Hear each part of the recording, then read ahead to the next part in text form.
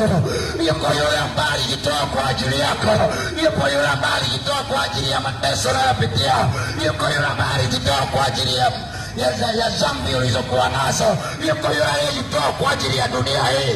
Yuko yule aliyekupenda, na ndio maana hakuna mtu aweza kuniambia mimi anampenda Mungu nikamwelewa. Hapana, kwa sababu mwanadamu alikumpenda Mungu, bali Mungu ndiye aliyempenda mwanadamu. Ndio maana akakubali kumtoa mwana wake pekee, ili kila mwamini asipotee, bali aweze kuwa na uzima wa milele. Na hii siku ya leo tumekuja mbele zako, sio kwa sababu hatuna akili, sio kwa sababu sisi ni vichaa, lakini kwa sababu yuko Mungu, lakini kwa sababu yuko Yesu ambaye alijitoa msalabani kwa ajili yako leo. Alijitoa msalabani kwa ajili yako hivi ambapo tunazungumza.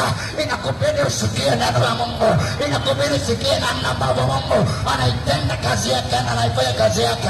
Ninajua hapa duniani yako mambo mengi ambayo mwanadamu anaweza kuyapitia, lakini najua hakuna njia inayoweza kumfikisha katika pendo la mwana pekee isipokuwa pendo la Mungu aliye hai. Na sisi tumekuletea habari njema ya kwamba Yesu wa Nazareti aliye hai, aliyeweza kufa msalabani kwa ajili yetu, akatukomboa kutoka katika vifungo vya giza, yuko mahali hapa kwa ajili yako, yuko mahali hapa kwa ajili yako.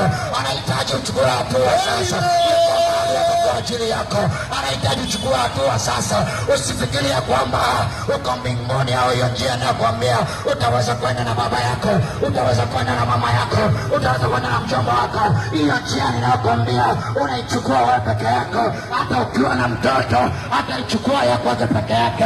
Na ndio maana niko mahali hapa kwa ajili yako wewe ambaye unatafutwa.